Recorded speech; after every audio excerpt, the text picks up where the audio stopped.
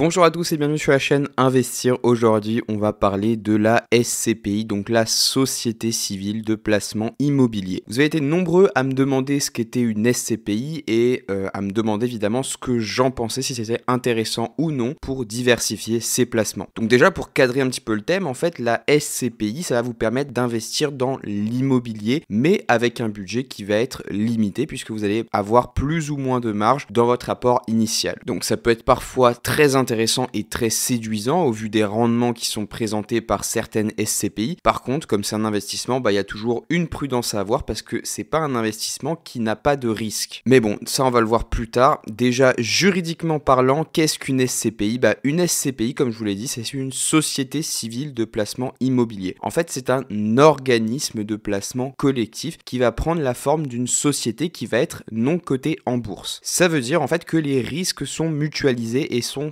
supporté par la collectivité des investisseurs. Cette SCPI va collecter de l'argent auprès de nombreux investisseurs, donc dans l'unique objectif d'acquérir et de gérer un patrimoine immobilier qui va être destiné à plusieurs choses. Donc on va avoir la location, mais on va avoir aussi évidemment tout ce qui va graviter autour de cette location qu'on va voir après. Dans les SCPI, il y a deux principales catégories. On peut distinguer deux types de SCPI. Les SCPI entreprises qui vont acquérir et gérer des immeubles à usage commercial. Donc, c'est des immeubles qui vont se destiner principalement à des entreprises ou à des entrepreneurs qui sont en activité libérale et qui veulent s'installer quelque part. Donc, en général, ces entreprises ont un ratio de solvabilité qui est plutôt intéressant quand la SCPI, évidemment, les choisit bien. Deuxièmement, on a les SCPI d'habitation et comme son nom l'indique, en fait, elles vont acquérir et gérer des immeubles qui vont être cette fois à usage d'habitation. C'est des baux classiques qui vont être conclus entre des particuliers et la SCPI. Et c'est justement dans ce cadre-là que la SCPI d'habitation va vous permettre de pouvoir en fait réaliser des économies d'impôts, mais on va le voir plus tard à la fin de la vidéo. Je vais vous expliquer comment ça se passe et pourquoi ça se passe comme ça. Vous m'avez posé la question également de savoir comment investir dans une société civile de placement immobilier, donc la SCPI.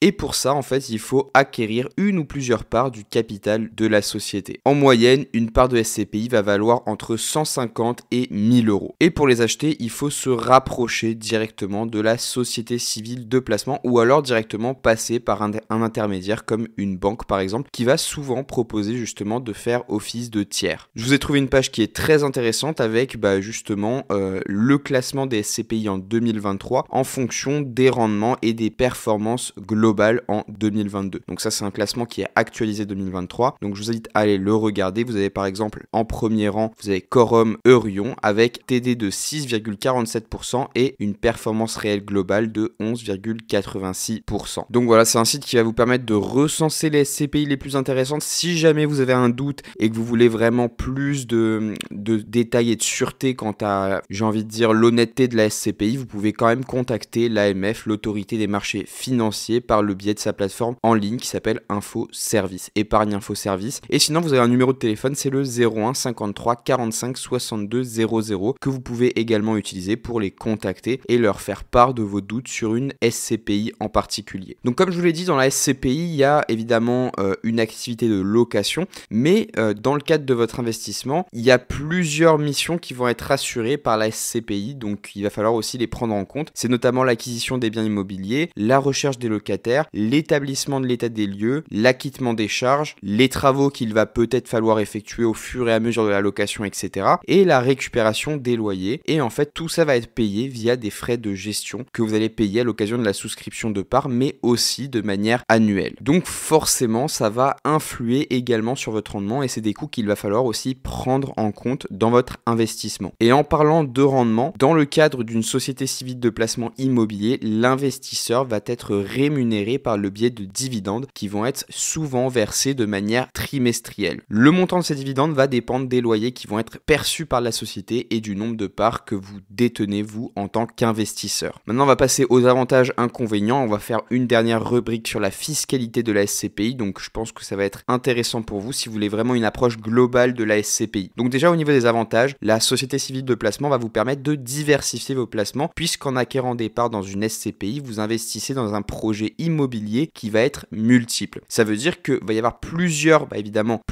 baux qui vont être conclus pour plusieurs locaux, que ce soit des locaux d'habitation, des locaux commerciaux. C'est à vous vraiment d'identifier tous ces projets-là et de vous positionner sur un type de SCPI. Concrètement, vous allez vraiment pouvoir diversifier sur vos placements immobiliers. Donc ça, c'est très intéressant puisque dans la diversité, on étale le risque. En plus de ça, l'avantage également, c'est que puisqu'il s'agit d'un placement qui va être collectif, les risques vont aussi être mutualisés entre l'ensemble des investisseurs. Donc vous n'allez pas être le seul à supporter les risques et ça, c'est extrêmement rassurant et ça permet notamment d'avoir une plus grande solvabilité. Le risque de liquidation judiciaire d'une SCPI est extrêmement infime puisque il y a tellement d'investisseurs qu'en général, c'est un cas qui reste quand même assez rare. Au niveau des risques, pour moi, le plus important, c'est que ni le rendement ni le capital de la SCPI ne peuvent faire l'objet d'une garantie puisqu'ils sont dépendants du marché de l'immobilier. En fait, vous n'avez aucune certitude du montant des dividendes que vous percevez à court, moyen ou long terme. Et ça va impacter aussi la valeur de vos parts si vous souhaitez les revendre parce que vous n'aurez pas idée en fait, ou plutôt vous n'aurez pas de certitude du montant auquel vous allez pouvoir les vendre. En plus de ça, la SCPI a un coût.